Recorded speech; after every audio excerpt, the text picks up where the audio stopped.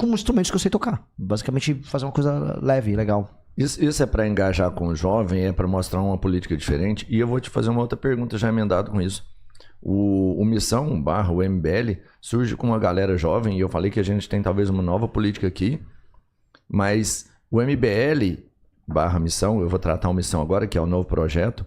O Missão, ele tem uma base grande de jovens, eu acho que a maioria dos jovens se identificam com vocês, talvez pela forma de falar, né, de se expressar, mas a Uni mobilizou para fazer uma ação contra o Renan. Onde o Renan e o Missão conseguiram jovens, me parece que agora já começam a perder antes mesmo de sucesso total, que seria uma campanha, né, de êxito para presidente. Não, porque a Uni definitivamente ela não representa... nem os estudantes, muito menos a juventude. Assim, a Uni tá muito... Assim, a ideia de institucionalizar um movimento... A Uni não acabou, não? A Uni pra mim morreu nos anos 90. Mas é verdade, assim... Na época do impeachment, né? Eu vivia debatendo com a Karina Vitral, né, que era presidente da Uni. Desde então, a Karina Vitral tá disputando eleições e nunca ganhou. Então, assim, acabou a força política da Uni. Não existe mais. Ninguém sabe que é o presidente da Uni. Manifestações da Uni são muito pequenas. E eu acho o contrário. Eu acho que eles caíram numa isca muito óbvia. Assim, estamos organizando um evento do Renan que vai ser meio-dia? Ou 14, lá? Vai ser meio-dia. Não meio-dia. fala de hora. Então Vocês vão fortalecer. Não, é meio-dia. Não, o nosso. Ah, tá, o de vocês. A da Uni eles vão meio-dia, fazer... dia 16, né? Aí eles vão lá e fazem uma manifestação contra. Só que assim, uma instituição que hoje a maior parte dos jovens rejeitam, porque a gente tem 35% dos votos entre quem tem 16 e 24. A gente tá na frente do Lula e do Flávio, né? Com o Renan sendo muito menos conhecido. Uma instituição que não representa jovem, não representa estudante, tem um nível de rejeição entre os próprios jovens da Uni, é propaganda a favor, né? Tem gente que quando te bate, tá te ajudando. E a Uni virou uma coisa muito louca, que eles são uma organização estudantil paraestatal. É como se tivesse sido estatizada uma organização estudantil, e aí ela vira esse órgão paraestatal. Inclusive, houve aquele famoso investimento do governo federal num prédio da Uni, que acho que nunca ficou pronto, multimilionário. E aí eles fazem o quê, então? Eles são um organismo de defesa do governo? Eles são estudantes pró-governo? Né? E é isso, basicamente, quando você tem um governo que é o do PT, a Uni fica fazendo defesa do governo. É um negócio meio ridículo, assim. É um negócio bem constrangedor. Então, não há nenhum efeito sobre nós, assim. O efeito pra dizer que não é nulo, ele ajuda a gente. Divulgou o nosso ato.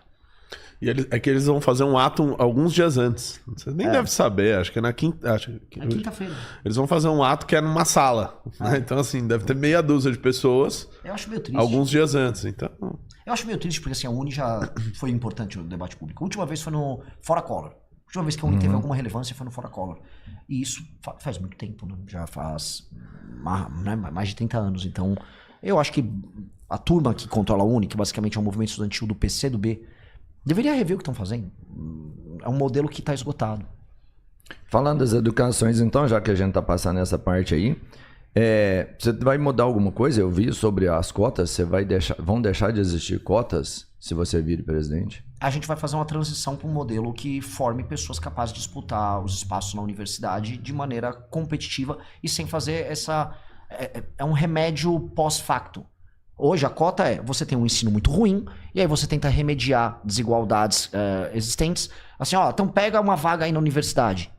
E aí o critério passa a ser critério racial, e o critério racial eu vejo quem defende, porque você tem uma convergência no sentido de parte das pessoas mais humildes vão ser pessoas negras ou pardas. Só que aí se inclui a cota para trans. Mas trans é inicialmente mais pobre, o trans teve uma escola pior por ser trans. Agora uma cota para quilombola. Qual o critério para ser quilombola? Não, agora uma cota para indígena. Você começa a estabelecer cotas para tudo.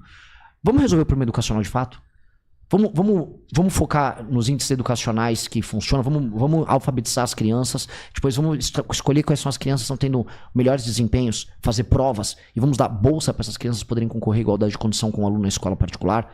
Vamos pegar o aluno na base, melhorar o ensino dele, e para já fazer ele concorrer em igualdade de condição, ele está no 2º, 3º, 4º ano, vamos dar uma bolsa ou na melhor escola pública ou na melhor escola privada da região dele.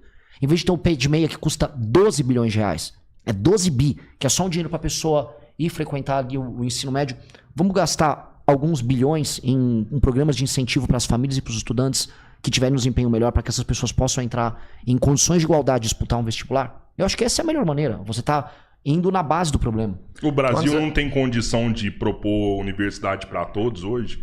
Eu já ouvi falar que o que se gasta no ProUni hoje é suficiente para você abrir vagas para todas as pessoas que querem entrar na universidade. Eu acho que, primeiro, não tem sentido a gente ficar fazendo universidade para todo mundo, porque a função da universidade não deveria ser essa. Sério? E nem tem que ser essa. Eu acho que não. Vamos pegar a Alemanha. A Ela oferece ensino técnico para a maior parte das pessoas, ou 50% aí das pessoas que formam a massa de trabalho delas. A ideia de que você precisa ter todo mundo diplomado não necessariamente atende uma necessidade real de formação de mão de obra para ter uma vida e uma construção de uma vida com uma renda decente. Não necessariamente. Isso me parece às vezes um ato de vaidade. Falar, você vai ter uma grande universidade. Às vezes você não precisa disso.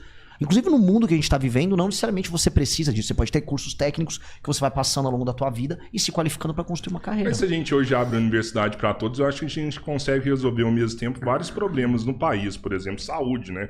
Hoje saúde é um produto no Brasil, porque para fazer medicina hoje você gasta 20, 25 mil reais na universidade, é caríssimo, né? Não tem vagas na universidade pública, e se você tivesse vagas o suficiente para atender essa demanda, você ia jogar o preço da saúde hoje do Brasil lá embaixo. Mas é um problema de formação, porque em tese o setor privado está oferecendo essas vagas para pessoas que estão saindo do ensino básico muito ruim, e você está formando médicos que estão saindo despreparados hoje. Há uma grande discussão dentro do meio sobre isso. Sim, e também. essas pessoas estão saindo do ensino privado, em grande medida.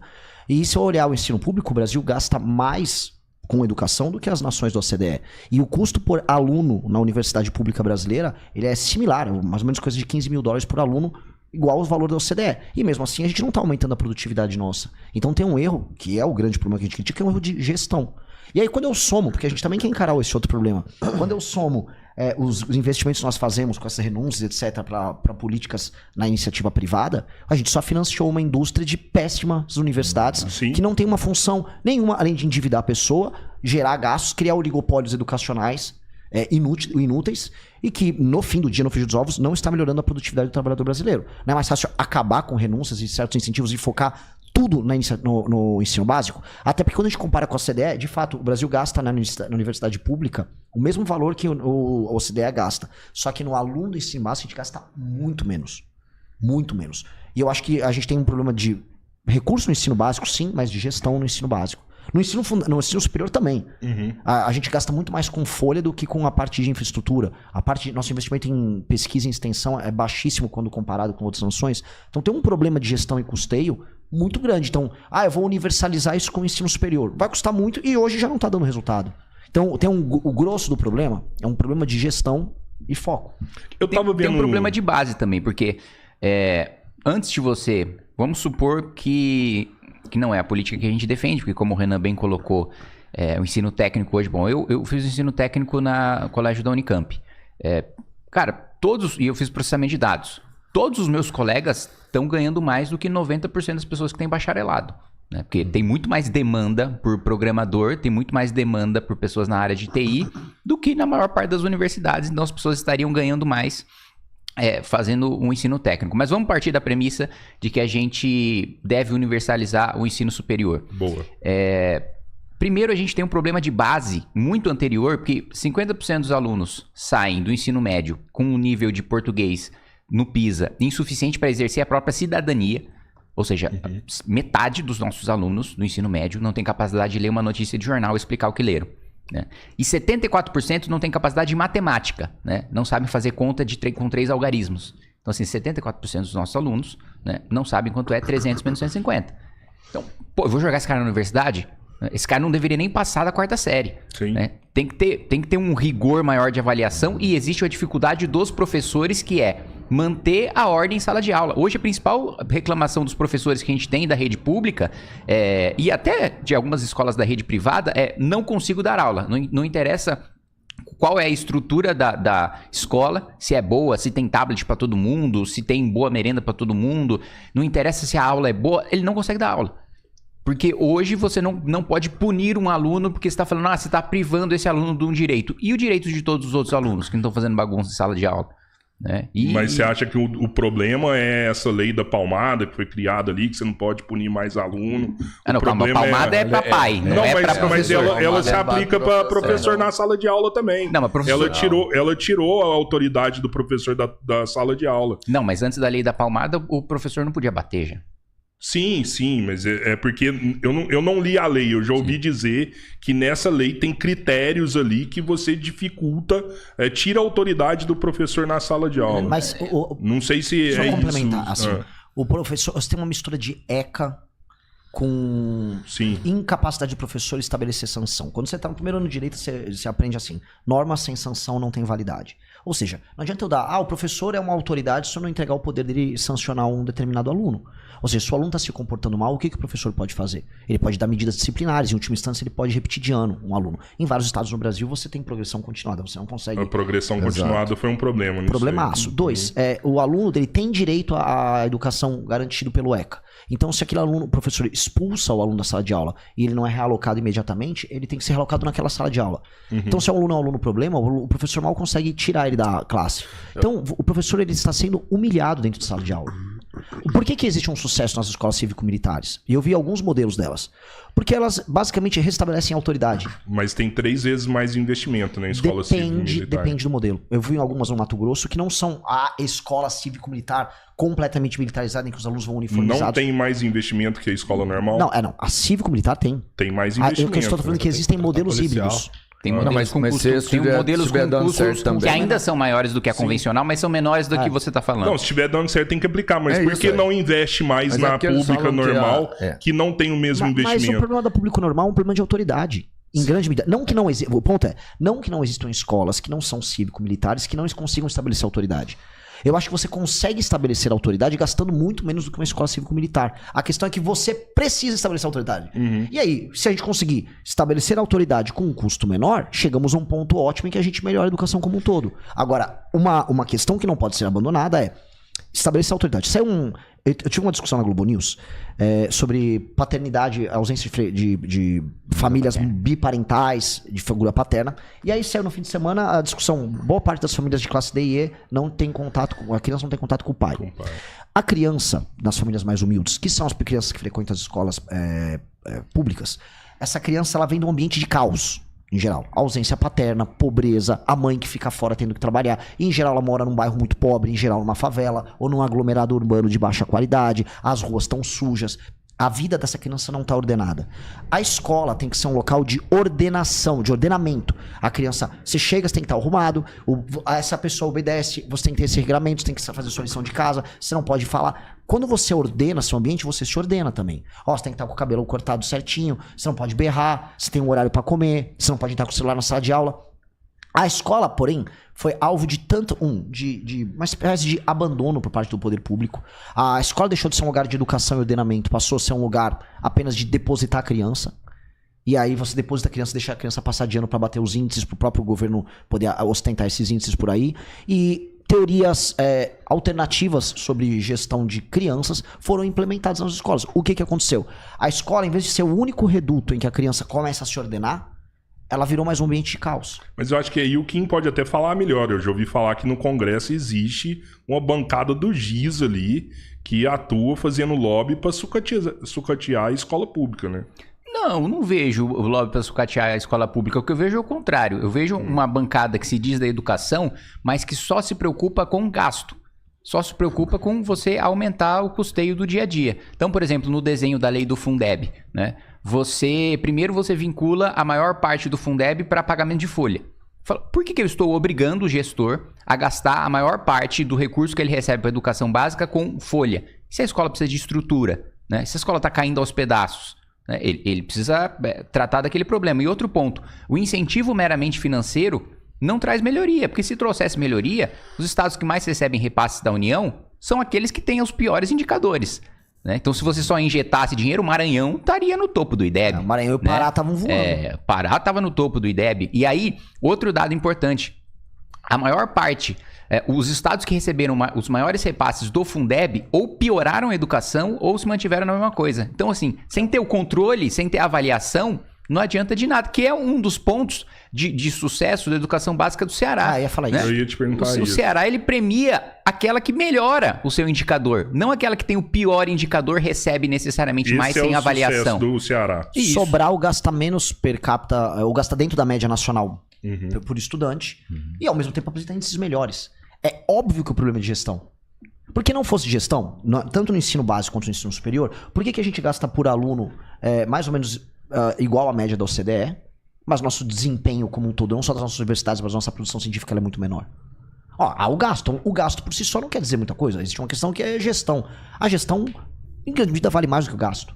A gestão vale... Se eu acreditasse que gasto valesse mais do que gestão, então eu estaria muito atrás do Zema e do Caiado nas pesquisas. Estão gastando muito mais dinheiro do que eu. Então, indo pior do que eu. Bom exemplo. Lógico que gestão vale mais do que gasto puro e simples. Gasto, você pode queimar o dinheiro numa fornalha. E o problema é que os nossos critérios para gestão não são critérios, vamos dizer, funcionais para melhorar nada. Em quase todos os setores. E quando a gente compara com todos os modelos de nação que funcionam, até com modelos culturais ou políticos diferentes, eles trabalham na linha do incentivo certo, com a orientação correta. Você pode ter, assim, a gente pegou, por exemplo, o modelo nosso da lei de responsabilidade gerencial para administração de províncias e municípios. Eu vou pegar coisas similares do Japão, da China, algumas coisas da Itália, regimes completamente diferentes de si, culturas completamente diferentes entre si. Mas quando o incentivo é orientado para a direção certa, ele vai funcionar. O problema é que o incentivo não está orientado na direção certa no Brasil. O plano de governo de vocês tem como base o livro amarelo, né, Renato? Eu tava vendo ali no TSE, vocês colocaram até um resumo ali do livro amarelo como o plano de governo. E eu não sei se eu entendi bem, nesse plano ele tem uma proposta de retirar alguns pisos. Piso da educação, piso da saúde. É isso mesmo? Não. O piso não... Não, fala isso. É que a gente fala sobre desindexação. Né? Desvinculação. E desvinculação do que hoje tem a receita que é obrigatória para a educação e para a saúde. Que me parece uma coisa muito lógica, né? Se você não desindexar, se você não desvincular, basicamente como é que você resolve a economia de um país que está fadado aí a Não, e até a falir. eficiência do gasto, porque, ó, o que a gente coloca no livro amarelo não é que vai deixar de ter piso, que o piso vai ser corrigido pela inflação. Hoje, quanto mais você arrecada, mais você é obrigado a gastar. Não existe modelo, nem de saúde, nem de educação no mundo, que funcione com essa lógica. Porque, primeiro, eu posso ter um aumento de arrecadação, né, num ano, que vai me permitir criar mais, que vai me obrigar a gastar mais com saúde e educação e muitas vezes criar gastos recorrentes. E se minha arrecadação diminui no ano seguinte, eu criei um gasto obrigatório com uma receita que não é recorrente. Não dá para você reduzir, não dá para você acompanhar. Depois não dá para você fazer a gestão. Volta. E tem outro ponto, né? Acabou o bônus demográfico. Cada vez mais a gente vai ter pessoas mais velhas, cada vez mais a gente vai precisar gastar mais com saúde. Só que se o gasto da educação está vinculado à receita corrente líquida, eu vou ser obrigado a gastar mais com menos alunos, e enquanto a saúde vai precisar de mais recursos. Então, assim, você precisa ter a flexibilidade para fazer a gestão desses recursos. Né? Não significa gastar menos. Um exemplo que eu costumo dar é a assistência social. Não existe nenhuma obrigação de se gastar com assistência social dentro da nossa Constituição vinculada à receita. Foi o gasto que mais aumentou.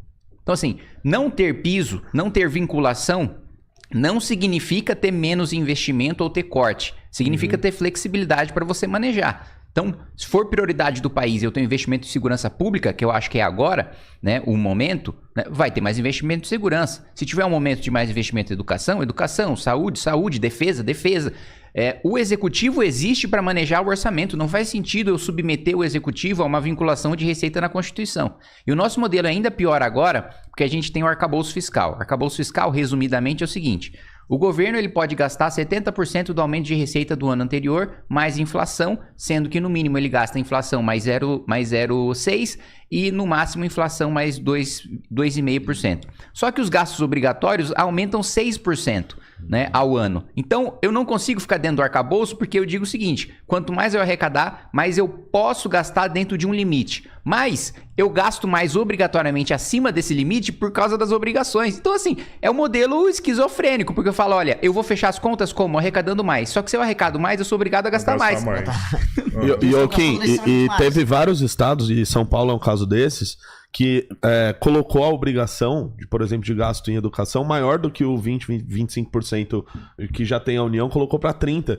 E a maioria desses estados estão revendo. São Paulo reviu isso. Por quê? Porque precisava investir mais em saúde e menos em educação, por causa do bônus demográfico. Municípios do Rio Grande do Sul, onde você tem um envelhecimento mais acelerado da população, eles são obrigados a gastar mais com educação quando você tem uma população de estudantes menor. E aí? Eles vão ficar fazendo o quê? Tem lá, eles estão lá comprando um computador novo, ficam girando dinheiro. Esse é outro problema. Essa vinculação não é só para a União. é para os estados e municípios. Então, se eu tenho um município que 80% da população é idosa, ele tem que gastar a mesma coisa com educação do outro que 80% da população é jovem. É jovem, não faz sentido ali, vai ter um gasto. É uma irracionalidade do ponto de vista do uso do dinheiro. E na verdade o legislador fez isso porque queria parecer que ele gosta muito do povo. Eu gosto muito do povo, gosto muito de gente. Olha, educação e saúde são sagrados. Então ele adota uma estratégia orçamentária que nenhum país no mundo, de diversos modelos políticos e econômicos, não adotam. Então não faz sentido. Você acha que dá pra governar sem acabar com esse arcabouço fiscal? Vai ter que acabar com esse arcabouço fiscal. E a gente vai ter que criar uma nova âncora fiscal no nosso governo. É uma coisa que a gente está discutindo muito. Qual é o modelo de âncora fiscal para que a gente possa gerar superávit e aumentar espaço para investimento? Porque o grande problema nosso é gastamos muito mal. Então a curva, a trajetória da dívida, da relação dívida-PIB, ela está estourando. Os juros ficam altos. Isso também está gerando agora ao mesmo tempo juros altos, pressão inflacionária. A economia está indo para o buraco. E se a gente não rever isso e não aumentar a capacidade de investir com juros mais baixos, nós estamos ferrados.